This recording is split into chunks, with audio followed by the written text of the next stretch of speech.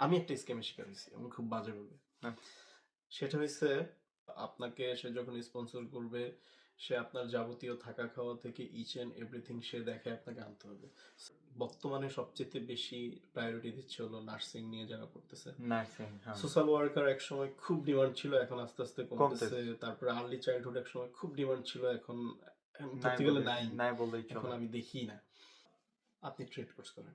Trade তো course. Trade course করার ক্ষেত্রে আমি যেটা বলবো, যারা ব্যাচেলরে আসে ওদের জন্য সুযোগ সুবিধাটা বেশি। যারা কাদের থ্রুতে পেপারস গুলো আপনি ঠিকঠাক করছেন? ছোট ছোট এজেন্সিতে হ্যাঁ, হ্যাঁ, অনেক মানে কাউন্সিলর গুলো ভালো থাকার কারণে খারাপ প্রোফাইলও ভিসা পেয়ে যায়। হ্যাঁ। 1,20,000 টাকার কথা বলছিল মনে হয়। তো মানে এ টু জেড সব কইরা দিবেন।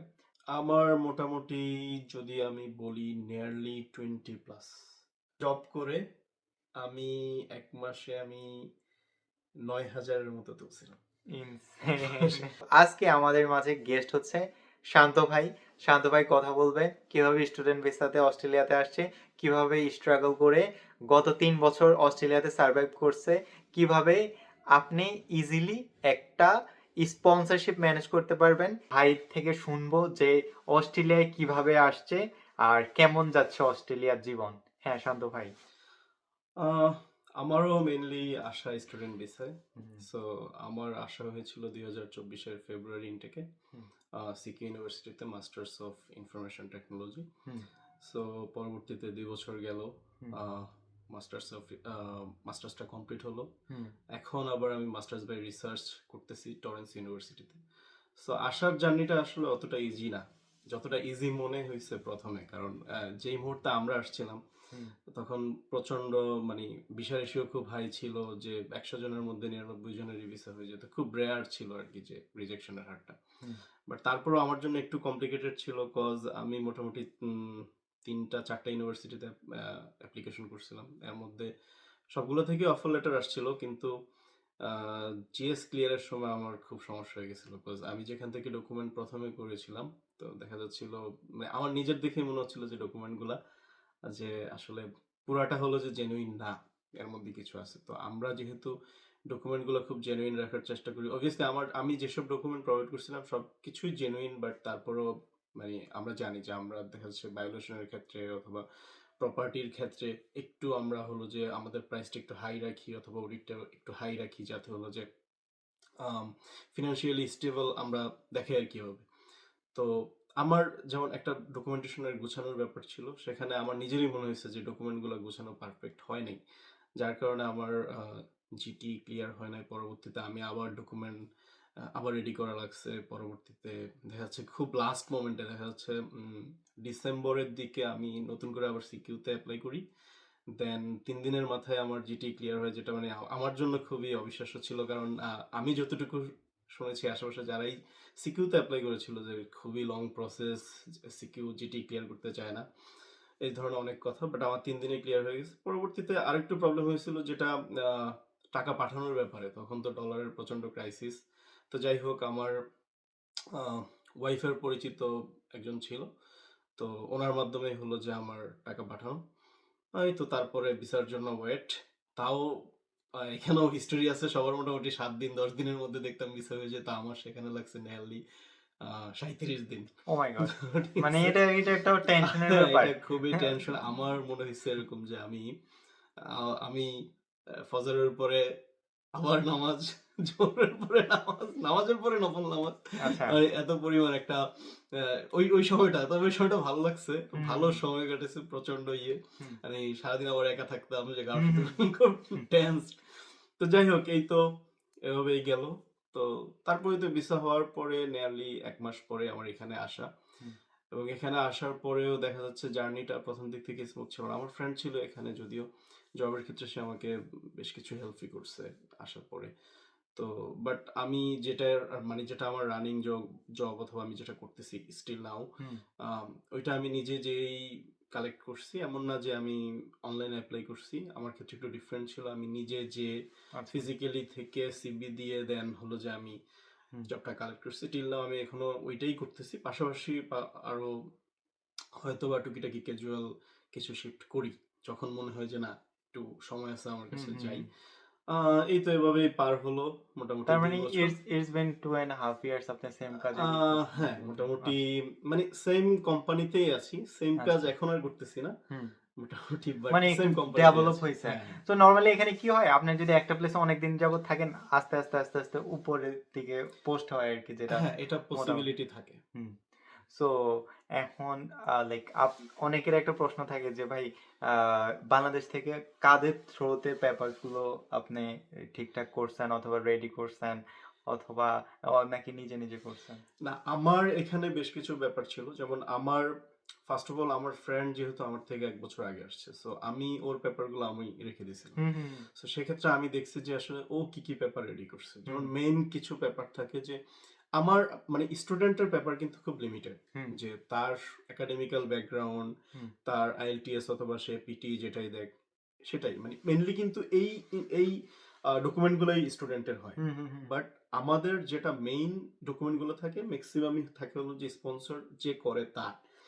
তো সেক্ষেত্রে দেখা যাচ্ছে আহ, যে স্পন্সর করবে তার টিন সার্টিফিকেট, হুম, তারপরে তার টিন হলো যে আপনার যে ট্যাক্সটা রিটার্ন করছে সেটার সার্টিফিকেট থাকতে হবে, হুম, তারপরে স্পন্সরশিপের ব্যাংক স্টেটমেন্ট, তার হলো যে অ্যাসেট কি কি আছে, হুম, তারপরে অ্যাসেটের অডিট, তারপরে যদি এমন থাকে যে এখনো পর্যন্ত সম্পত্তি স্পন্সর যে আছে তার নামে হয় নাই কিন্তু সে ওয়ারিশ সূত্রে পাবে, সেক্ষেত্রে ওয়ারিশ সনদ, ফ্যামিলি সার্টিফিকেট হুম, থেকে আরো অনেক ধরনের ডকুমেন্ট লাগে। ম্যাক্সিমামই হলো যে স্পন্সর করবে যদি সে জব করে থাকে হুম, সেক্ষেত্রে জবের ইনফরমেশন, যদি বিজনেস করে থাকে ট্রেড লাইসেন্স, হুম, তারপরে দেখা যাচ্ছে ব্যাংক যেই বিজনেসটা দেখাচ্ছে সেটার হলো যে ব্যাংক স্টেটমেন্ট যদি থাকে, আর যদি সে যদি ব্যাংকে লেনদেন না করে সেক্ষেত্রে ক্যাশ মেমো, এই ধরনের ইনফরমেশন লাগে। তারপরে যদি কারো বাসা থাকে অথবা কেউ যদি দেখা যাচ্ছে যে রেন্ট পাচ্ছে ওইখান থেকে, অথবা কমার্শিয়াল স্পেস কারো থাকলে, অনেকে বিজনেসম্যান আছে যাদের কমার্শিয়াল স্পেসও রেন্ট দেওয়া, সেক্ষেত্রে সেই রেন্টের যে প্রত্যেক মাসে মাসে যে হলো যে রেন্টটা তুলতেছে সেটার অবশ্যই রিসিট একটা থাকে, যেটা আমাদের বিলস লিগ্যাল নিয়ম যে বিলসও দিতে হ্যাঁ হয়। বিলগুলা। তো এই ইনফরমেশনগুলো ম্যাক্সিমাম সবগুলো থাকে, হুম, এগুলো লাগে আর কি। তো এই জিনিসগুলা কালেক্ট করতে হয়। এবং এই ডকুমেন্টগুলোর জন্য আমি মানে আমার সবসময় যেটা সাজেশন থাকে অথবা আমি যেটা ফেস করেছি সেটা হলো, আপনি যখন যেই এজেন্সিগুলো আছে যে অথরাইজড, হুম, যেমন সব এজেন্সি কিন্তু অথরাইজড না, অনেক না, এজেন্সি আছে থার্ড পার্টি, হুম, ওরা অথরাইজড এজেন্সির থ্রুতে কাজ করে। হুম, তো আবার সব কাউন্সিলরও কিন্তু বেস্ট সাপোর্টটা দিতে পারে না। হুম, অ্যাজ আমি নিজে অনেক কাউন্সিলরের সাথে কথা বলছি, বাট আমার কাছে আমার যাকে বেস্ট মনে হয়েছে, হুম, আমি যার সাথে কাজ করে মনে হয়েছে যে কমফোর্ট ফিল করতেছি, আমি তার সাথেই কাজ করছি। হুম, তো এই ক্ষেত্রে আমার সবসময় মানে যেই সাজেশনটা থাকবে সেটা হলো যে অথরাইজড এজেন্সির থ্রুতে কাজ করা, হুম, এবং আপনার ওই অথরাইজড এজেন্সি যে থ্রুতে আপনি কাজ করবেন, অনেক কাউন্সিলর আছে, হুম, বাট আপনি দেখবেন আপনি যদি একটু খোঁজ নেন ফেসবুক অথবা ইউটিউব, পাওয়া যাবে যে কে ভালো কাজ করে। হুম, সবাই কিন্তু অনেক অপিনিয়ন দেয় যে আমি অমুক এজেন্সির অমুক কাউন্সিলের থ্রুতে আসছি। হুম। তা আপনি নিজেই বুঝবেন। এখন দেখা যাচ্ছে যারা আবার একটু বেশি নামডাক যাদের, হুম। ওদের আবার শিডিউল অনেক টাইট। এই তো ভাই, এই জিনিসটা আমি বলতে যাচ্ছিলাম। তো আমি দেখছি ভাই অনেক ছোট এজেন্সিতে হ্যাঁ, হ্যাঁ, অনেক মানে কাউন্সিলর গুলো ভালো থাকার কারণে খারাপ প্রোফাইলও ভিসা পেয়ে যায়। হ্যাঁ, আবার অনেক সময় দেখা যাইতেছে অনেক টপ লেভেলের এজেন্সি, হুম, ওরা হুম, প্রচুর রাশ হওয়ার কারণে হ্যাঁ, একটা স্টুডেন্টের ফোকাস দিতে পারে না, সো দ্যাট স্টুডেন্টটা রিজেক্ট খায়। আমি নিজে দেখছি হ্যাঁ, ভাই। এইটা হয়। এরপরে যেটা যেটা ছিল গত হুম, বছর বাংলাদেশের কিছু এজেন্সি যেটা করছে, এটা হুম, ওইগুলা অ্যাকচুয়ালি অথরাইজড এজেন্সি করে নাই, থার্ড পার্টি এজেন্সি বেশ কিছু ফাইল নিয়ে একটু নয়ছয় করার কারণে গত বছর বাংলাদেশের প্রচন্ড ভিসা রিজেক্ট হয়েছে, যেটা এফেক্ট এই ফেব্রুয়ারিতে পড়েছে। তো সেটা obviously। নিয়ে আমি আমি বলবো, আগে এই পার্টটা শেষ করি যে এখন আমার যেটা হলো যে আপনি অথরাইজড এজেন্সিতে যান, হুম। অনেক আছে আমি নাম বলবো না, আপনারা নিজেই খোঁজ এখন নেন। অনেকের একটা কোশ্চেন ভাই, অথরাইজ চিনবো কিভাবে? অথরাইজড যেগুলো হলো যে মেইনলি কয়েকটা চিনার ওয়ে আছে। হুম। আপনি অথরাইজড এজেন্সিতে গেলে ফার্স্ট অফ অল কথা, আপনার কাছ থেকে কখনোই ফাইল খোলার জন্য টাকা নিবে না, নাম্বার 1, হ্যাঁ, কখনোই টাকা নিবে না, কখনোই টাকা নেবে না। আপনি এবং চাইবেও না। এবং আপনাকে এটাও বলবে না যে পরবর্তীতে আপনি গেলে টাকা দিতে হবে, হুম, এটাও বলবে না। এবং অথরাইজড এজেন্সি আর একটা ব্যাপার হলো, আপনি যদি বলেন যে ভাই আমার তো এই ডকুমেন্টটা নাই, হুম, আমার এই ডকুমেন্টটা নাই, এই ডকুমেন্টটা কি আপনি আমাকে কোনোভাবে হলো যে ম্যানেজ করে দিতে পারবেন হুম, কিনা হুম, অথবা কালেক্ট করে দিতে পারবেন, ওরা কখনোই এটা করবে না। কারণ ওরা অথরাইজড, আপনাকে যদি ওরা পাঠাইতে পারে, আপনি যদি এখানে আসেন পড়াশোনা করেন, তাহলে ওরা ইউনিভার্সিটি থেকে ওরা একটা কমিশন পায়, ওইটাই ওদের মেইনলি প্রফিট। হুম সো ওরা আপনার থেকে কোনো প্রফিট নেবে না, এবং ওরা আপনাকে ফেক ভাবে পাঠাবেও না, যে আপনি একটা ফেক ডকুমেন্ট দিলেন, ওরা হুম এটা হলো যে সিস্টেম করে আপনাকে দিয়ে সাবমিট করাইলো, আপনি ভিসা পাইতেও পারেন নাও পাইতে পারেন, হুম এ ধরনের। ওরা সবসময় চাইবে যে আপনি জেনুইন ডকুমেন্ট, জেনুইন ডকুমেন্ট। আপনি জেনুইন ডকুমেন্টটা সাবমিট করেন, এবং জেনুইন ডকুমেন্ট দিয়েই আপনি হলো এখানে আসেন। হুম এই দুইটা জিনিসই মেইনলি ফোকাস করলে আই হোপ সো জানতে পারবেন। এবং অথরাইজড এজেন্সির আরেকটা ওয়ে হলো যে, মানে ইউনিভার্সিটিগুলোর সাথে না, মানে ওদের কোলাবোরেশন হুম থাকে। হুম যেমন সব অথরাইজড এজেন্সির আবার সব ইউনিভার্সিটির সাথে কোলাবোরেশন নাই। হুম হুম হুম কিছু অথরাইজড এজেন্সি আছে বাংলাদেশে যেগুলোর সাথে মোটামুটি অস্ট্রেলিয়ার মোটামুটি নাম জানা সবগুলো হুম। ইউনিভার্সিটির সাথেই আছে। এই ধরনের দুইটা তিনটে অথরাইজড না এজেন্সি না আছে, বাকি আমি হ্যাঁ। যেটা করছিলাম, সাপোজ আমি ল্যাট্রোব ইউনিভার্সিটিতে আসছি, তো আমি গুগলে গিয়ে La Trobe university authorised agency in Bangladesh দিয়েছি, হুম। আমার একটা লিস্টে এসে পড়েছে যে আইডিপি ওরা ওদের সাথে কাজ করতেছে, স্টাডি নেট ওদের সাথে হুম কাজ হুম। করতেছে, মানে ওদের একটা লিস্ট চলে আসছে। হ্যাঁ, এটা তো মানে খুব কমন ব্যাপার। যেমন আমি যদি হুম বলি, নাম হুম ধরেই বলি, যেমন আইডিপি আছে, হুম তারপরে স্টাডি নেট আছে, হুম পিএপিসি গ্লোবাল আছে, হ্যাঁ তারপরে হলো যে আপনার এক্সপার্ট এডুকেশন আছে, হুম হুম হুম আম, তারপরে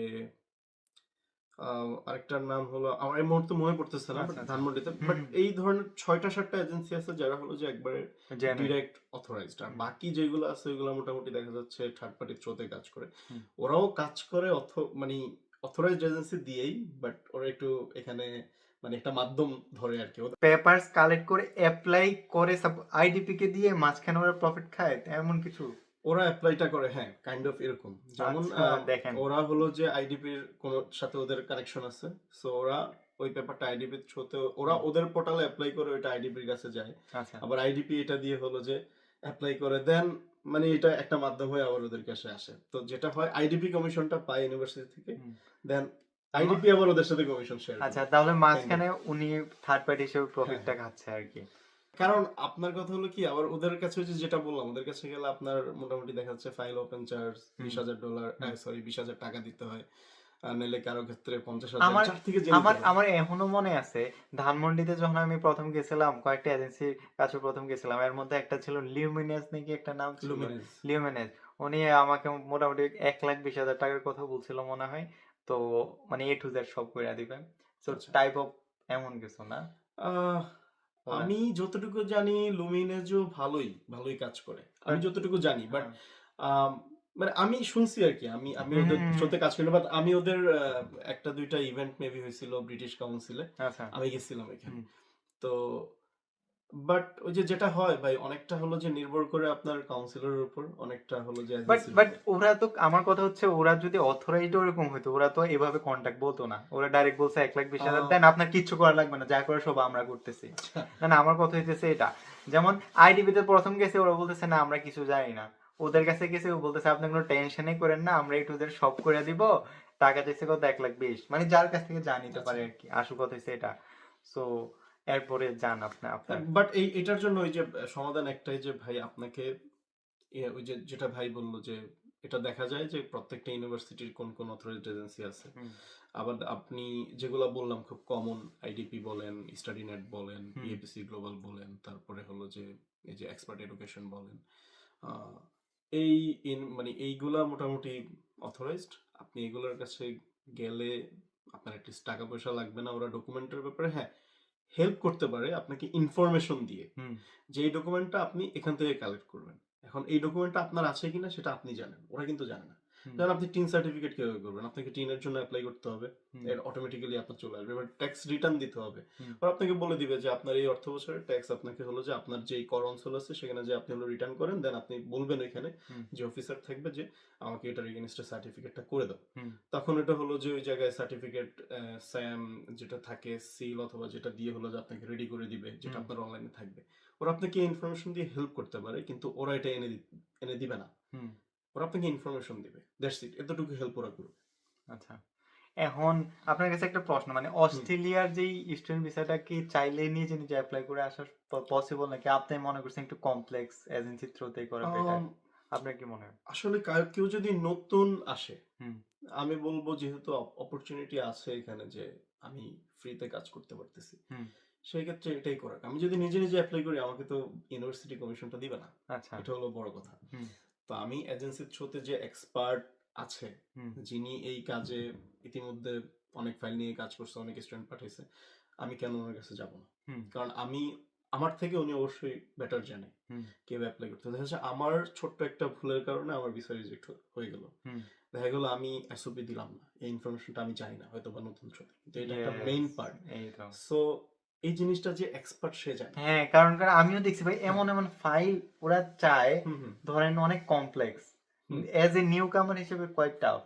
হ্যাঁ, হ্যাঁ, আপনি যদি হয় যে যদি এক্সপিরিয়েন্স হন, সাপোজ আপনি এখানে আসছেন প্রথমবার হুম, হুম, আন্ডার গ্রাজুয়েট করে আবার দেশে চলে গেছেন, হুম, হুম, এরপর আসতে চাইতেছেন পিএইচডিতে, হ্যাঁ, এরপর আসতে চাইতেছেন মাস্টার্সে, then you can do it. হ্যাঁ, কারণ আপনি তখন আপনি অল জানেন। প্রসেস জানেন, কি হ্যাঁ, কি লাগতেছে এ টু জেড, তখন আপনি জানেন। কিন্তু এজ এ বিগিনার হিসেবে এটা একটু লিটল বিট রিস্কি হয়ে যায়। আহ, শুধু রিস্কি না, আমার মনে হয় পুরোপুরি রিস্কি, কারণ পুরোপুরি অনেক রিস্কি। ইনফরমেশন জানা থাকবে না। যেমন লাইক আমার যেমন সেকেন্ড বার আমি যখন মাস্টার্স বাই রিসার্চে এখন অ্যাপ্লাই করছি, আমার বিষয় এখনো হয়নি, ব্রিজিং এ আছি। আচ্ছা। সো তখন আমি আমার এজেন্ট, আমি আগে যাকে দিয়ে কাজ করেছিলাম এখনো তাকে দিয়ে কাজ হুম, হুম। করেছি। সো আমি কিন্তু ও যখন অ্যাপ্লাই করছে আমি আবার নিজে ইমেতে লগ ইন করে আমি দেখলাম যে ও কি কি ডকুমেন্ট সাবমিট করছে, কি কি আচ্ছা। করেনি।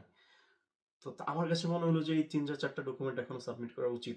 হুম, আমার কাছে অপশন আছে, আমার কাছে ম্যাক্সিমাম ৬০টা ডকুমেন্ট মানে সাবমিট করা যায়। হুম, যেহেতু আমার কাছে এখনো অপশন আছে, তাহলে আমি কেন এগুলো সাবমিট করব না? হুম, তো ওই ব্যাপারটা আপনি যখন নতুন হবেন, আপনার কাছে মনে হবে অনেক প্রয়োজনীয় ইনফরমেশনও দেওয়া উচিত, আবার অনেক অপ্রয়োজনীয়। যেগুলো অপ্রয়োজনীয় সেগুলো বাদ দেন। যেটা মেইন সেটা তো আপনাকে দিতে হবে। কারণ হুম, আপনি কিভাবে জানবেন হুম, যে হুম, এই ইনফরমেশন গুলা ইমিগ্রেশনের জন্য সবচেয়ে ইম্পর্টেন্ট। যেমন আমার যেটা করছে, যখন আমি ফার্স্ট এপ্লাই করছিলাম তখনও আমি চেক করছি যে আমার কি কি ডকুমেন্ট দিছে। হুম, আমার এজেন্সিকে আমি একটা জিনিস যেটা দেখলাম যে আমার এসএসসি, ইন্টার এবং হুম, ভার্সিটির আমার এই রেজাল্ট গুলো যে অথেন্টিক, হুম, এইটার একটা ভেরিফাইড কপি হলো যে ও সাবমিট করছে।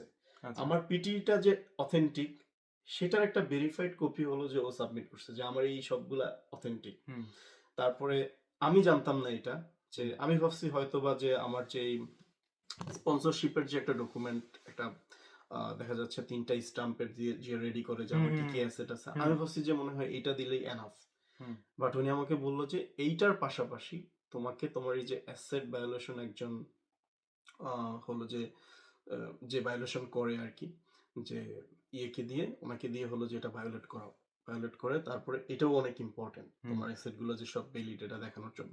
হুম, তো এই যে ইনফরমেশন গুলা, এগুলা কিন্তু আমি কাউন্সিলরের সাথে কথা না বললে আমি জানতে পারতাম না। হুম, বিকজ যেহেতু আমি প্রথমে বলছি আমার ডকুমেন্ট প্রথমে আমার নিজেরই মনে হয়েছে ফেক, পরবর্তীতে আমি আরেকজনের কাছে যাওয়া লাগছে, এবং উনি আমাকে ইনফরমেশন গুলো, ওনাকে আমি বলছি যে এই আমার ডকুমেন্ট সব রেডি, আপনি হুম, জাস্ট আগান। তখন বলছি যে না, তোমার এই ডকুমেন্টে আগালে এটা তোমার জন্য খুবই রিস্ক, ভিসা না হওয়ার পসিবিলিটি বেশি। হুম। দেন আমি আমার অনেক ডকুমেন্ট আবার নতুন করে আপডেট করার প্রয়োজন হয়েছে, সো আমি আবার নতুন করে আপডেট করা লাগছে এগুলো। আচ্ছা, তার মানে আপনার জার্নিটাও তো সহজও ছিল না, আবার অত কঠিন। আমি ভাবছিলাম আমার জন্য খুব ইজি হবে, হুম, কারণ আমি আমার ফ্রেন্ডের ডকুমেন্ট সব রেখে দিয়েছিলাম, হুম, হুম, ভাবছি যে আমার কাছে তো সব আছে, কি কি করতে হবে আমি তো জানি, হুম, ওকে ফাইন, এতটা হার্ড হবে না। কিন্তু আমি যখন আমার জার্নি শুরু করছি, আমি এমনও হয়েছে আমি লাস্ট মোমেন্টে ফার্স্ট্রেটেড হয়ে চিন্তা করছি আমি যাবোই না। হুম, হুম। আচ্ছা, আচ্ছা।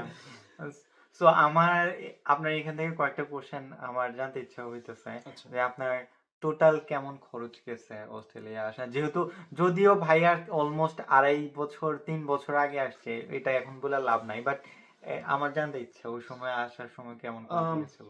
আমার মোটামুটি যদি আমি বলি নিয়ারলি 20 প্লাস। 20 প্লাস না ইউনিট, যেটা বর্তমানে প্রায় 30-র মতো যাবে না? হ্যাঁ, কারণ আপনি তো আসছেন ওই সময় ভিসা ফি কত দিচ্ছে না? বিসাবি তখন ছিল 700 সামথিং এখন মনে দেখেন, হয়। এখন ভিসা ফি হচ্ছে $২২০০। তো ৩ গুণ বেড়ে গেছে। তো হুম, আগেরটা কথা বলে লাভ নাই। অনেকে বলেন যে ভাই এই উনি তো 20 লাখে কিভাবে আসলো? উনি আসছে অনেক আগে, এই হুম, জন্য হুম। 20 লাখে চলে আসতে পারছে। আর ধরেন আহ ওই প্রসেসিং গুলা তো অথরাইজড এজেন্ট। এবার আমি একটা কথা শেয়ার করি, এটা আমি জানি না কেউ শেয়ার করছে কিনা আপনাদের সাথে। অনেকে বলে যে ভাই আমি ব্যাংকে কত টাকার স্টেটমেন্ট দেখাবো, কি হুম, বিষয় বিষয়। এটা আমার জানতে ইচ্ছা ছিল, বাট হ্যাঁ আপনি এই বলেন। ব্যাপারটা আমি মনে হয় তোমার সাথে আগে একদিন এই হ্যাঁ, ব্যাপারে হ্যাঁ, ফোনে একবার কথা আমারে বলছিলাম, বলছিলেন। হ্যাঁ, যে তুমি যখন আবার রিনিউ করবা হ্যাঁ, তোমার হ্যাঁ, ভিসা, হ্যাঁ।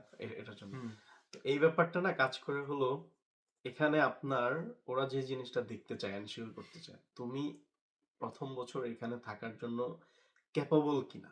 হুম, তো এটার জন্য তোমাকে যেটা করতে হবে, তোমার ১ বছরের টিউশন ফি কত হুম, সেটা ক্যালকুলেট করো যে এত ইউডি আমার টিউশন ফি। হুম, আমার এখানে অস্ট্রেলিয়ার একটা মান্থলি একটা মিনিমাম থাকা খাওয়ার জন্য একটা খরচ কত হয়? হুম। মেবি ২৪০০, ২২০০ অথবা ২২০০ ২৪০০ এরকম ২২০০ থেকে এরকম হবে। $২৪০০। তো ওইটা হিসাব করে তোমার ১২ মাসে কত যায়? হুম, ২৩,০০০ অথবা ২৪,০০০ হুম, সেটা তোমাকে এড করতে হবে। হুম, দেন তোমার ট্রান্সপোর্টেশন ফি আছে। তারপরে হলো যে তোমার হেলথ ইন্সুরেন্স তো তুমি নিয়ে আসছো। হুম, সেটাও এখানে এড করবা। তারপরে হলো যে আ পাশাপাশি হলো ইউনিভার্সিটির যে আরো যে ২ টা সেমিস্টার বাকি আছে সেখানে কত টাকা লাগবে আরো। হুম, তো এই সবকিছু মিলায়া তোমার হলো যে যোগ করে যে টাকাটা আসবে এটা থেকে আমার মনে হয় ৫,০০,০০০ অথবা ১০,০০,০০০ অথবা এওডির হিসাব যদি বলি $৫,০০০ অথবা $১০,০০০ প্লাস দেখানোটা হলো যে তোমার সেফ জোন। হুম। এই ক্ষেত্রে ধরো তোমার আমি ধরলাম তোমার ১ বছরের টিউশন ফি হলো $২৪,০০০। আচ্ছা। তোমার এখানে থাকা খাওয়ার খরচ ধরলাম আরো $২৪,০০০। হুম, তোমার ট্রান্সপোর্টেশন ফি আছে আরো হাবিজাবি আরো কিছু ইনক্লুডেড মিলায় ঝিলায় ধরলাম আরো $৫,০০০। হুম। তাইলে হলো তোমার $৫৩,০০০। তো $৫৩,০০০ বাংলাদেশী টাকায় মোটামুটি এখন যদি রেট করি তাহলে ৪৪ থেকে ৪৫ লাখ টাকা। ৪৫ লাখ টাকা। সেটার হিসাবে তুমি আরো $৫,০০০ অথবা $১০,০০০ যদি এড করো হুম, সেক্ষেত্রে আসে হলো নিয়ারলি ৫৫ ৫০ লাখ। থেকে ৫৫ লাখ টাকা। হুম, সো যেটার এওডি তে আসে ৬০,০০০ থেকে $৬৫,০০০ মতো। হুম। এটা হলো একদম সিঙ্গেল অ্যাপ্লিক্যান্টের জন্য হলো যে পার সেফ জোন বর্তমানে। বর্তমানে। এটা সবসময় মানে 1 ইয়ার্স এর আমার ক্যালকুলেশনটা রাখতে আচ্ছা। হবে। মানে এইটা অনেকে বলে ব্যাংকে কত রাখবে। এটা মূলত ডিপেন্ডস করে আপনার টিউশন ফির হ্যাঁ, বিষয় মানে টিউশন ফির টিউশন উপরে ফির হ্যাঁ। অনুযায়ী আপনার ডিপেন্ডস করে। আর অ্যাপ্লি যেমন যারা স্কলারশিপে আসে ওদের কিন্তু ফিন্যান্সিয়াল ডকুমেন্ট লাগে না। আচ্ছা। কজ ওদেরকে অলরেডি স্পন্সর করতেছে। ইভেন হুম। স্পন্সরে যেটা থাকে স্পন্সর ইভেন বলতে অনেকেরই দেখছি ভাই স্পন্সর বলতে আমি প্লেন বুঝাইতে প্লেন চাইছি ভাড়া পর্যন্ত দিয়ে হ্যাঁ, ওইটা দিছে। সরি স্পন্সর না এটা স্কলারশিপ হবে। যারা স্কলারশিপে আসে অলরেডি ইউনিভার্সিটি তাকে স্কলারশিপ দিচ্ছে এবং তাকে মান্থলি একটা হুম, টাকাও কিন্তু ইউনিভার্সিটি হুম, হুম, দিবে। হুম।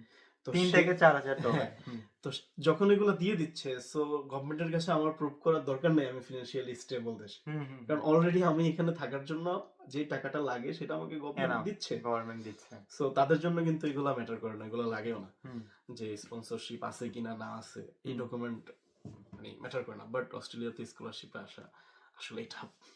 আচ্ছা। সো অনেকেই যে আসে পিএইচডি তে স্কলারশিপে হুম। ওইটা কিভাবে?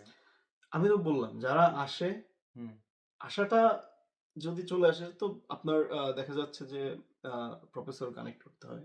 হুম, আ যেটা করে নরমালি যে আমি ৮-১০ টা ইউনিভার্সিটি অথবা ১০-১৫ টা ইউনিভার্সিটির প্রফেসর আমি কোন ব্যাপারটা নিয়ে রিসার্চ করতে চাচ্ছি, আমার হুম, টপিক কি, আমার মেইন ফোকাস কি, গোল কি, সেটা নিয়ে সে বিস্তারিত প্রফেসরের সাথে হলো যে প্রপোজালটা দেয় যে হুম, এই বিষয় নিয়ে আমি কাজ করতে চাচ্ছি। অবশ্যই প্রফেসরের তো প্রোফাইলের সাথে মিলতে হবে। হুম, লাইক একজন প্রফেসর সে ইলেকট্রিক্যালের কিন্তু আমি হলাম হলো যে কম্পিউটার সায়েন্সের। হুম। সো তার সাথে আমার ব্যাকগ্রাউন্ড ম্যাচ করবে না। না।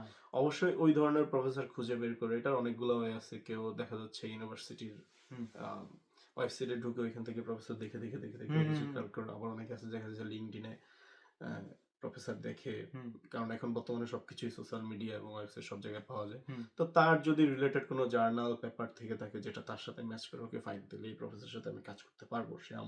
আমি যেই টপিকটা সিলেক্ট করছি দেখা যাচ্ছে সেই টপিকের নিয়েও সে কাজ করে। হুম, তো আমি যদি তাকে অফার করি তাহলে একটা পসিবিলিটি থাকে।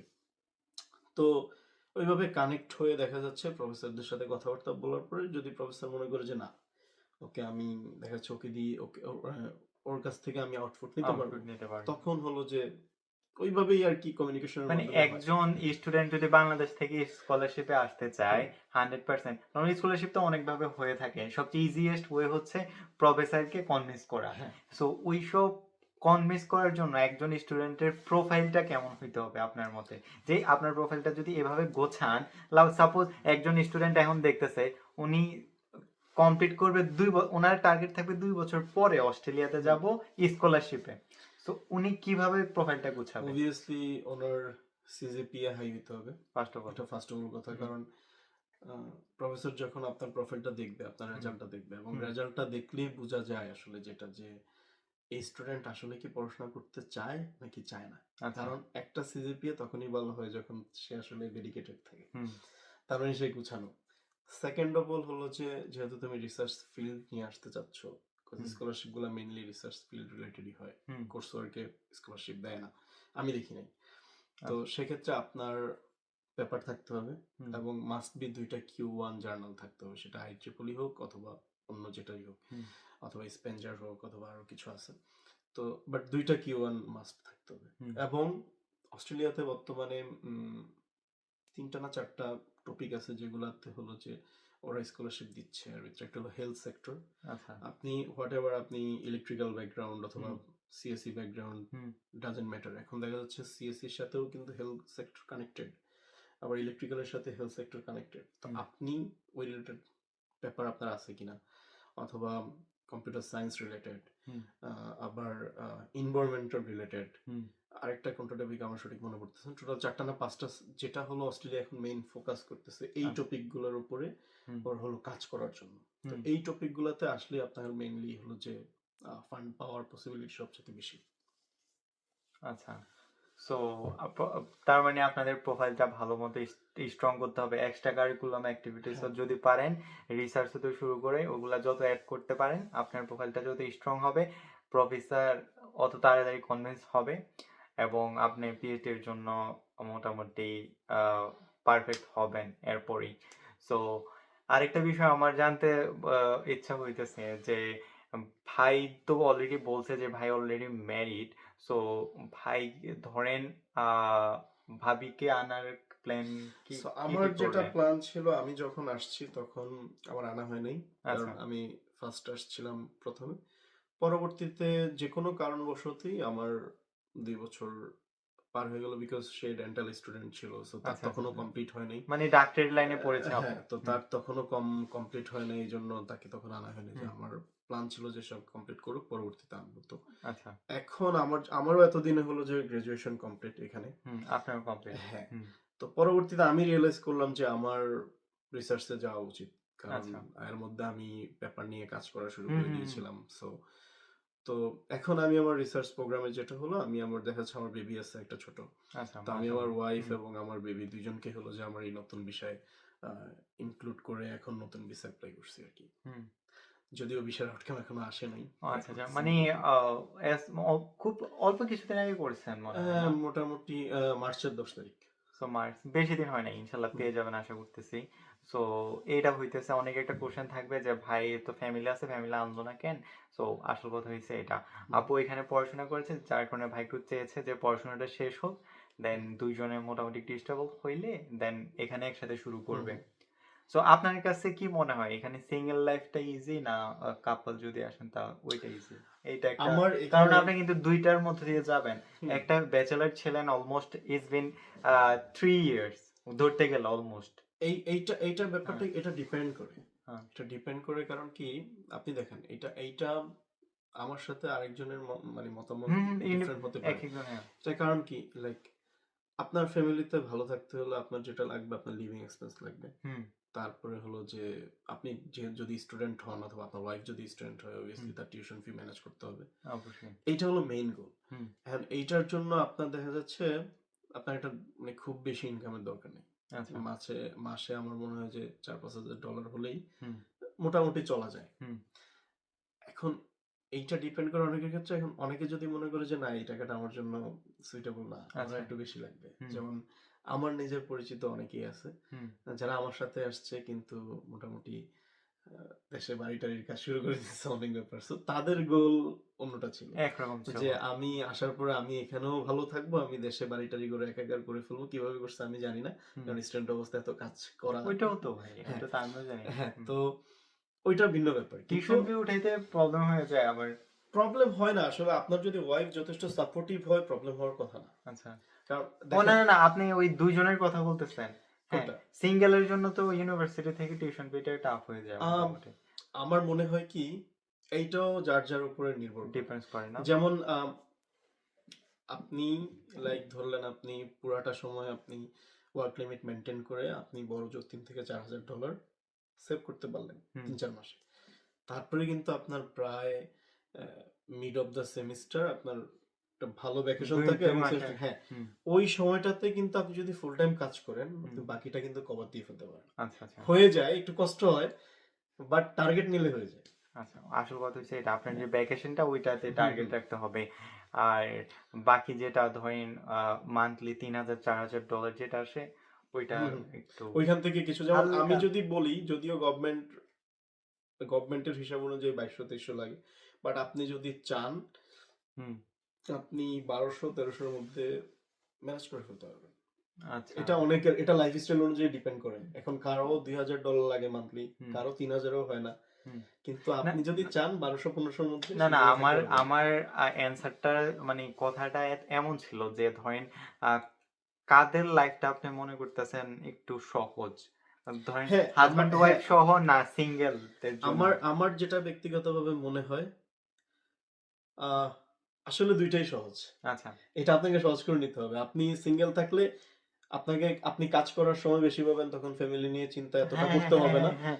তো সেটাই। তখন একরকম চিন্তা। হুম, আবার যখন আপনার ফ্যামিলি আসবে তখন আপনার একটা সাপোর্ট থাকবে। হুম, তখন হুম। আপনার মেন্টাল সাপোর্ট এখানে থাকবে। সেটাই। তো ২ টাই ইম্পোর্টেন্ট। এখন এটা যে যেভাবে নিচ্ছে। এখন হুম, আমার কাছে যেটা মনে হলো আমার ফ্যামিলি আরো আগে আসলে ভালো আমার জন্য ভালো ভালো হতো। হইতো। হ্যাঁ, হ্যাঁ। এটা ডিপেন্ডস করে person to person. So but ২ টাই ইজি আবার ২ টাই হার্ড। যে যেভাবে নিতে পারে, যে যেভাবে মনে করে। হ্যাঁ, কারণ আমি অনেক ফ্যামিলিকে দেখছি যে আমাকে বলতেছিল যে ভাই জীবন তো আপনার এখানে ওদের একটা মেয়ের হুম, হুম। এক্সপেন্স বাসা ভাড়া সবাই করতে পারে না বাংলাদেশে মেয়েরা টু বি অনেস্ট ভাই হুম, এত হুম। কাজ করতে পারে না হুম, হুম, তো দেখা যাচ্ছে হাজব্যান্ড এজ এ আপনি যদি ইনকাম করেন আমি হুম, হুম। আপনার এক্সাম্পল দিই কেন এই কথা বলছি অনেকের কাছে একটা কোশ্চেন সাপোজ ভাই $5000 পার মাসে ইনকাম করলো একটা বাচ্চার পুরো ডে কেয়ার হতে শুরু করে প্রত্যেক মাসে খরচ আছে মিনিমাম $3000 একটু এক্সাম্পলটা দেই বাসা ভাড়া আছে ধরেন আদার খরচ আছে ইন্স্যুরেন্স আছে হুম, ভাই হুম। ফ্যামিলি ইন্স্যুরেন্স কিন্তু হুম, অনেক হুম। বেশি এক্সপেন্সিভ সো ওই হিসাবে ভাবিকেও জব করা লাগবে এখন আরেকটা কথা হইতাছে যে ভাই ভাবি থাকলে বাচ্চারে ডে কেয়ারে হুম, দিবে কেন হ্যাঁ এখানে কথা আছে এইখানে হইতেছে তাহলে তো ভাবি আর জব করতে পারতেছে না তাহলে তো আপনার এ টু জেড সব ভাবি হুম, জব না করলে আপনি টিউশন হইতে শুরু হুম। কইরা ফ্যামিলি হইতে শুরু কইরা কারো কারো নাইটমেয়ার হয়ে যায় ভাই এটা এই বিষয়টা এইটা ভাই ওই যে বললাম কম্প্রোমাইজ এবং স্যাক্রিফাইস এর বিষয়। না এখন না আপনি আমার যেটা ব্যক্তিগতভাবে এখন আপনি চিন্তা করেন আমি যদি ডে কেয়ারে আমার বাচ্চাকে দেই, হুম আমার আল্টিমেটলি মাস শেষে $2000 গড়া লাগতেছে। মিনিমাম তো মিনিমাম আমি ভাই চিন্তা করি কি 2000 ও হবে না। হ্যাঁ, আমি চিন্তা করি আমার বাচ্চাকে আমার ওয়াইফ ২ বছর সেই দেখুক। আচ্ছা। ঠিক আছে? হুম, তো আমি মনে করলাম যে সে $2000 ইনকাম করতেছে। আচ্ছা। কারণ আমার তো তখন আর বাচ্চার পেছনে এই $2000 এক্সপেন্স করা লাগবে না। হুম, আমি বরঞ্চ প্রত্যেকদিন আরো ২ ঘন্টা করে বেশি কাজ করি। হ্যাঁ, তাইলে আমি আরো যেটা এক্সট্রা খরচ হচ্ছে ফ্যামিলি থাকার কারণে সেটা আমি উপভোগ করি। এখন এটাও ব্যাপার আছে। আসলে মানুষের তো আসলে চাহিদার শেষ নেই। হুম। যখন আমি ১ম এ আসছি তখন আমি চিন্তা করছি যে আমার বাসা ভাড়া থাকা খাওয়ার টাকা উঠাইলেই এনাফ। Enough, enough. হ্যাঁ। তখন মানে যখন আমি জব পাইনি অথবা কিছু পাইনি, হুম, সেমিস্টার ফি তো তখন অনেক দূরের কথা। হুম, তখন চিন্তাই করিনি। হুম, তো পরে কি হলো? জব পাইলাম। শিফট তখন অতটা পাইতাম না। হুম, সপ্তাহে ১ টা ২ টা হুম, এরকম করে পাইতাম। হুম, তো তখন মনে হলো যে না, এবার ১,০০০ থেকে এটা বেড়ে যদি ১৫০০ হইতো হুম, তাইলে মনে হয় আরেকটু হুম, বেটার লাইফ হইতো। ১৫০০ হুম। থেকে তখন চিন্তা করলাম না এটা যদি ২,০০০ হইতো আরেকটু বেটার। আচ্ছা। তো এটা আসলে না বাড়তেই থাকবে। হুম। আপনি এই ১০,০০০ কামালেও মনে করবেন যে না এটা যদি আরেকটু বাড়ে ১২,০০০ করা যেত তাইলে মনে হয় যে চাহিদার আর প্রবলেম শেষ নাই। হ্যাঁ। দ্যাটস তো ট্রু। হ্যাঁ। এটাই দিন শেষে জীবন চলে যাবে। হুম, জীবন যাবেই জীবনের মতো করে। আপনাকে ওই যে কম্প্রোমাইজ স্যাক্রিফাইস করেই এট লিস্ট এই যে স্ট্রাগলিং পিরিয়ড টা আমরা পার করতেছি, হুম, এটা পার করতে হবে। দেন একটা সময় সব ঠিক হয়ে যাবে। কয়েক ৪-৫ বছর একটু নিজেকে কম্প্রোমাইজ করেই চলতে হবে। এই। হুম, হুম। কারণ হুম, দেখা হুম। যাচ্ছে ব্যাচেলর থাকলেও যেমন আপনি চাইলেই এক রুম নিয়ে হ্যাঁ, হ্যাঁ। $৬০০-৭০০ থাকতেছেন। কিন্তু ফ্যামিলি থাকলে তো পারবেন না ভাই। না। ইম্পসিবল। সো আমি ওইটা মিন করতেছি। আপনি একটা বাসা নিলে $২,০০০ খরচ আছে। হ্যাঁ, মোর দ্যান 2000 মাঝে মধ্যে পড়ে যায়। কারণ রেন্টে অনেক খরচ। তো 2000 হইলে ওইখানে ৳2,00,000 আবার খাবারে আছে তাহলে আরো ৳1,00,000 ৳3,00,000 চলে যায়। ওইটা ৳3,00,000 করে টিউশন ফি ম্যানেজ করা। হুম, হুম। টাফ ওই বাট ইম্পসিবল না। হ্যাঁ, হ্যাঁ, ওইটাই বলতেছি। টাফ ইম্পসিবল কিছুই না। জাস্ট আমরা খোলামেলা হুম, হুম। কনভারসেশন করতেছি যেগুলো রিয়েলিটি আরকি। এখন মানে আপনি এত প্লেস থাকতে অস্ট্রেলিয়াতে কেন? আর মেলবোর্নে কেন? এটা আমারে বলেন। ফার্স্ট অফ অল আমার প্ল্যান ছিল জার্মানিতে যাওয়ার। জার্মানিতে যাওয়া। এবং জার্মানিতে যাওয়ার জন্য আমার অ্যাপয়েন্টমেন্ট নেওয়া ছিল। এবং অ্যাপয়েন্টমেন্ট নেয়া ছিল। নিয়ারলি ১.৫ বছর আমি ওয়েট করছি। হুম। ঠিক আছে? মেইন কারণ হচ্ছে ফ্রি পড়াশোনা আ এমন কিছু। ফ্রি পড়াশোনা ছিল। আরো একটা রিসোর্স ছিল যেটা মোটামুটি আমার পরিচিত অনেক ভাই ব্রাদার আচ্ছা, আছে। আচ্ছা, আচ্ছা। যারা রিল ইউরোপে চলে গেছে রিলেটিভস মেক্সিমাম। আচ্ছা, আচ্ছা বুঝতে পেরেছি সো আমি। আমার মনে হয়েছে যে না সেখানে গেলে হয়তোবা আচ্ছা সবকিছু একটু নরমাল থাকবে, পরিচিত মানুষজন হুম, থাকবে। এটা একটা ব্যাপার ছিল। হ্যাঁ। তো বাট ১.৫ বছর ওয়েট করার পরেও দেখতেছি যে না অ্যাপয়েন্টমেন্ট তো আসলে মানে টাইম দেখাচ্ছিল যে আরো এতদিন লাগতে পারে, হুম। অথবা তখনই দেখাচ্ছিল যে প্রায় 24 মাস। আচ্ছা। আমি চিন্তা করলাম আরো 9-10 মাস আমি ওয়েট করব। হুম। তো এর ভিতরে যখন অস্ট্রেলিয়া দেখলাম ভিসা রেশিও খুবই ভালো। ওই সময় ভালো আবার ছিল। আমার একজন আমার খুব ক্লোজ ফ্রেন্ড চলে আসছে অস্ট্রেলিয়ায়। হুম, তো তখন চিন্তা করলাম যে না, অস্ট্রেলিয়ার জন্য ফাইলটা গুছাই। হুম। তো আমি ততদিন পর্যন্ত ওয়েট করছি যতদিন না পর্যন্ত আমার ভিসাটা আমি গ্র্যান্ড নোটিফিকেশন পাইছি। যেদিন গ্র্যান্ড নোটিফিকেশন পাইছি ওইদিন আমি আমার অ্যাপয়েন্টমেন্ট ক্যান্সেল করছি। ও ঠিক তাহলে তো আছে? ভালোই। হ্যাঁ। সো এই জার্মানির একটা সমস্যা, অনেক সময় লাগায় ওরা। আ আগে এটা লাগতো না। কোভিডের পরে হলো হ্যাঁ। যে যেটা হইছে আপনার অ্যাপয়েন্টমেন্ট টাইমটা আগে ২-৩ মাসের টাইম মধ্যেই পিরিয়ডটা হয়ে যেত। বেড়ে গেছে হ্যাঁ, বেড়ে আরকি। গেছে। হুম, তো এইটা একটা রিজন ছিল। হুম। এবং মেলবোর্নের ব্যাপারটা কি? আমি মোটামুটি একটু রিসার্চ করছিলাম। আচ্ছা। যে সিডনি অথবা মেলবোর্ন কেমন। হুম, তো ঘাটাঘাটি করে যেটা পাইলাম, সিডনিতে অনেক বাঙালি আছে। সবকিছু ইটস ওকে। সিডনি, মেলবোর্ন কোনটাই ইয়ে করব না। হুম, বাট মেলবোর্নটা অনেক শান্তির। আমাকে সবাই বলছে যে মেলবোর্নে যে একবার থাকবে, হুম। সে অস্ট্রেলিয়ার আর কোন স্টেটে যেয়ে হলো যে ভালো লাগবে না। এই ফিলটা পাবে না। হ্যাঁ, সিডনিতে গেলে প্রচুর বাঙালি পাবে।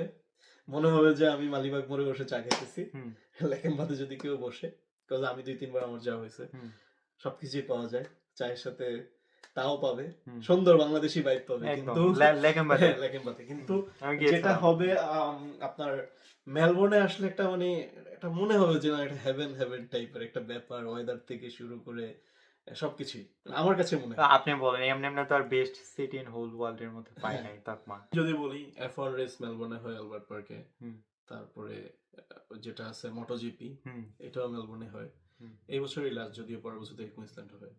তারপরে এই যে আল্ট্রা অস্ট্রেলিয়া, এর হুম, আগে কিছুদিন আগে গেছে আল্ট্রা মায়ামি। হুম, এই যে কিছুদিন আগে মেবি হুম, ১-২ হুম, সপ্তাহ আগে, সেটাও কিন্তু এই মেলবোর্নেই হয়।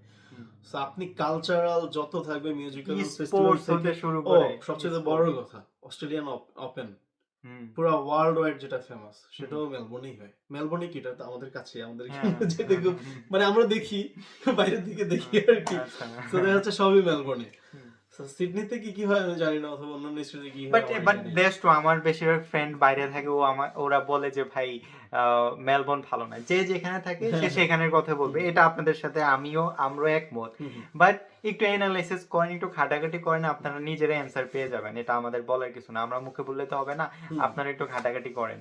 হ্যাঁ।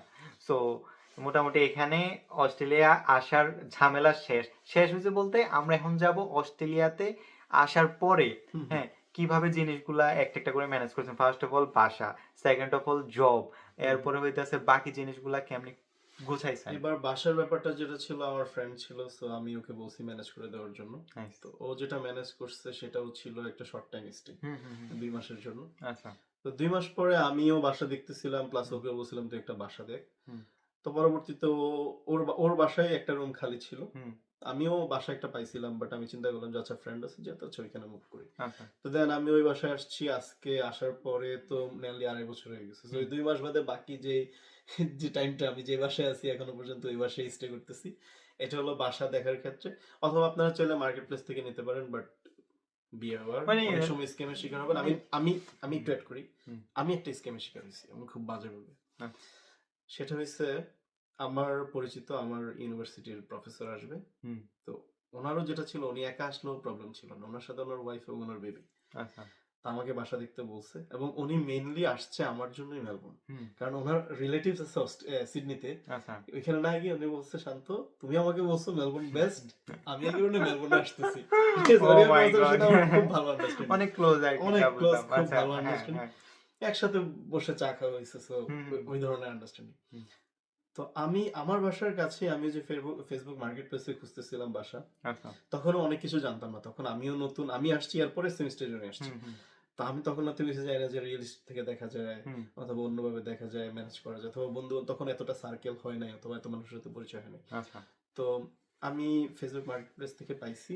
তো এটা আবার আমার বাসা থেকে খুব কাছে, হেঁটে গেলে ৫-৭ মিনিট লাগে, হুম, একই এরিয়াতেই ধরতে গেলে। তো আমি পরের দিন যেই গেলাম, হুম, যাওয়ার পরে আমি অ্যাডভান্সে ৪০০ টাকা করে আসলাম। আমি বলছি স্যার আসলে তো আমাকে দিয়ে দিবে, প্যারা হুম। নেই। আচ্ছা ঠিক আছে। তো ওই মহিলা আমাকে বলছে ওকে ফাইন। আমি এটা আমার এখনো খেয়াল আছে। আমি ২০ তারিখ অথবা ২২ তারিখে তাকে অ্যাডভান্স করছি। আচ্ছা। এবং সে আমাকে বলছে ২৭ তারিখ সে আমার কাছে কি হ্যান্ড ওভার করবে। হুম, কারণ এখানে আরেকটা কাপল ছিল, ওরা হুম, হলো চলে যাবে এই মাসের লাস্টের দিকে, তখন হুম, আমাকে কিনা। Okay fine. তার মধ্যে মহিলাকে আমি আবার মেসেজ টেসেজ দিচ্ছি ওরা গেছে কিনা। হুম, তুমি কিন্তু রুমটা ক্লিন করে দিবা আমাকে, সবকিছু এটাই করে হুম, দিবা। তো ২৭ তারিখ যখন আমি গেলাম, যেহেতু আমার বাসার কাছে, আমি বললাম যে হুম, হেঁটে যেতে ৫-৭ মিনিট লাগে। আমি হাঁটতে, হাঁটতে গেলাম। যাওয়ার পরে বলতেছে ওরা তো এখনো যায় নাই। ওরা বাসা নিয়ে খুবই ঝামেলা করতেছে। হুম, ওরা নাকি নতুন বাসা পায় নাই। হুম, ওদের আরো ২-৩ দিন লাগবে। হুম। এটা সেটা। স্যার আবার আসার কথা হলো ২ তারিখ। ও মাই তো গড! আমি বলছি যে ওকে এটা ফাইন। আসলে একটা হ্যাঁ, ঝামেলার কোনো যেহেতু এখনো আমার কাছে ২-৩ দিন সময় আছে, হুম, তো আমি আচ্ছা স্যাক্রিফাইস করি, সমস্যা হুম, নেই। সে আমাকে স্যার যেদিন আসবে এর আগের দিন বলতেছে ওরা খুবই ঝামেলা করতেছে। ওরা যাবে না। বাসায় পুলিশ-টুলিশ আসছে। এখন আমার যে রিয়েল এস্টেট এজেন্ট যে আছে, যার থেকে আমি ভাড়া নিছি, ওরা আমাকে বলছে ইনস্ট্যান্ট বাসা ছেড়ে দিতে। হুম। আমাকে অন্য একটা বাসা ওরা দিচ্ছে। তখনই আমার মহিলাকে একটু মানে ঝামেলার মনে হইছে? হ্যাঁ, ঝামেলার মনে হইছে। হুম, তো আমি যেটা বললাম যে, "তো তোমার নতুন বাসায় তুমি কবে শিফট হচ্ছ? আমার ওইখানে রুম রাখো। আমার কিন্তু গেস্ট চলে আসতেছে হুম, আগামীকালকেই।" হুম, বলছে, "আচ্ছা ঠিক আছে, সমস্যা নেই।" তো সে আমাকে বাসার ঠিকানা দিছে। হুম, তো আমি ওইখানে রাতের বেলায় না, দিনের বেলায় গেছি। হুম। যাওয়ার পরে দেখি ওইখানে অন্য টেনেন্ট। আচ্ছা। আমার তো মাথা ধরে কাজ করতেছে না। এদিকে তো স্যার অলরেডি ফ্লাইটে। হুম, আমি যে তাকে কিছু বলবো, তোমার বলার তো ওয়ে নাই। এবং সে তো জানে তার বাসায় সবকিছু হুম, রেডি। হুম, পরে আমি আবার আমার হাউস যে ওনার ছিল তাকে আমি ব্যাপারটা বললাম যে এই সিচুয়েশন, হুম, ওনারা কি ১-২ দিন আমার বাসায় থাকতে পারবে কিনা। তা আমি আমার রুম ছেড়ে দিছি হুম, ওনাদের জন্য, কারণ হুম, ওদের তো থাকতে হবে, ওইদিকে তো বাসার কিছু হুম। হয় নাই। ওই মহিলা আমাকে বলতেছে ১ দিন ২ দিন করে পিছাইতেছে। আচ্ছা। তো ওনারা আমার বাসায় আসছে। দেন আমি ওই মহিলাকে বলছি যে ভাই তুমি আমাকে যদি বাসা না দিতে পারো, হুম। তাহলে তুমি আমাকে হলো যে আমার অ্যাডভান্স হ্যাঁ, হ্যাঁ, অলরেডি তো ব্যাক টাকা করো। দিছেন। হ্যাঁ। তো আমি অন্য জায়গায় বাসা দেখবো। সে আমাকে অ্যাডভান্সও ব্যাক করে না। সে আমাকে $৫০ দিয়ে বলে বাকিটা আমি পরে দিচ্ছি। ওহ মাই গড! এরকম করতেছে। হুম, দেন আমার মনে আছে আমি পুলিশ স্টেশনে গেছিলাম। হুম, রাতের বেলায় তখন ১২টা ১২:৩০ কাজ থেকে আসার পরে। দেন পুলিশ তাকে কল দিছে। দেন সে আমাকে ফোন দিয়ে বলতেছে, "তুমি এমন শুরু করছো কেন? তোমার টাকা তো আমি দিয়েই দিবই না।" হুম, আমি বলছি, "তুমি আমাকে ঘুরাচ্ছ লিটারালি ৭-৮ দিন। হুম, আমার গেস্ট চলে আসছে। আমি তাদেরকে বাসায় উঠাতে পারি না। আমি রুম ছেড়ে দিয়ে আমি এখন ওই ড্রয়িং রুমে থাকি। হুম, ঠিক আছে? এই ঠান্ডার মধ্যে। আর তুমি হলো যে আমার টাকাও দাও না, হুম, বাসাও দাও না, কিছুই দাও না।" হুম। ও পর ও কোন দেশে ও ছিল ভাই? ইন্দোনেশিয়ান ছিল। আচ্ছা, আচ্ছা। তো পরবর্তীতে আমার মনে আছে আমি দেখেন পরে ভাই। ও পরে পরে যেটা হইছে, হুম। পরের দিন আমি সকালবেলা গেছি ওর আগের বাসায়। সেটা পুরান, পুরান হ্যাঁ, টাইম। যেটাতেও ছিল। আর নতুন যে অ্যাড্রেস দিছে ওইটাতেও থাকেই না। ও একটা ফেক অ্যাড্রেস দিছে। হুম। ওইখানে গেছি। যাওয়ার পরে ওরে পাই নাই। বাট একটা লোকরে পাইছি। পরে ওরে বললাম, "এই অবস্থা, আপনারা যদি আমার টাকাটা না দেন" এরপরেও দেয় নাই? হ্যাঁ, "আমার আচ্ছা। টাকাটা না দেন, আমি বিকালবেলা হুম, আমি ফেক কেস সাজাই তারপরে পুলিশ আনবো এখানে।" আচ্ছা। হুম, তারা মোটামুটি মানে খুব ভয় পেয়ে ভয় গেছে। পেয়েছে। ভয় পেয়ে আমাকে বলছে বিকালের মধ্যে টাকাটা দিবে। আমি ওই বাসা থেকে মুভ অন করার পরেই ওই মহিলা আমাকে মেসেজ দিচ্ছে যে, "তুমি আমার হাসব্যান্ডের কাছে যেয়ে কি বলছে এই?" হুম, আর ওই লোক বলতেছিল ওই মহিলা ওর ফ্রেন্ড। হুম। ঠিক আছে? খুব ইন্টারেস্টিং ব্যাপার ওহ ছিল। মাই তো যাই গড! হোক, ওরা সাজাইছে হ্যাঁ, কিভাবে হ্যাঁ, ভাই? তো পরবর্তীতে যাই হোক ও বিকালে আবার আমার টাকাটা দিয়ে দিছে। হুম। তো তোমার যে আমাদের সার্কেলের জুবাইর ভাইকে তো চিনেন। হ্যাঁ, হ্যাঁ, হ্যাঁ। জুবাইর ভাইও সেম বাসাতে স্ক্যামের শিকার হইছে। সেম হ্যাঁ, বাসায়? তো জুবের ভাই আবার এটা আমার সাথে শেয়ার করছে, "ভাই আপনি কিভাবে টাকা উদ্ধার করছেন?" আমি বলছি যে এভাবে, এভাবে। পরের দিন আমি জুবের ভাইকে নিয়ে আবার গেছি। হুম? ওহ তারপরে আবার মাই সে ঠকে। গড! পরে জুবের ভাই টাকাও ব্যাক করছে। ওহ মাই গড! পুলিশে গেছেন? পুলিশে গেছি যে আমার তো প্ল্যান ছিল যদি ও আচ্ছা। আমাকে না করে তাহলে আমি বলব যে ও আমাকে হিট করছে, এটা বলে আমি পুলিশ আনবো। হুম। পুলিশ কল করে আমি এখানে নিয়ে আসবো যে ও আমার সাথে এই স্ক্যাম করতেছে। ওহ মাই গড! তো ওরা মোটামুটি থ্রেট ভয় পেয়েছে আর টাকাটা রিটার্ন করছে। সো বাসা ভাড়া নেওয়ার ক্ষেত্রে মার্কেট প্লেস থেকে অনেক, বিয়ে অনেক, হওয়ার অনেক, অনেক। অনেক স্ক্যামার আছে প্রচুর। ভালো একটা স্টোরি শুনাইছেন ভাই। Real life story.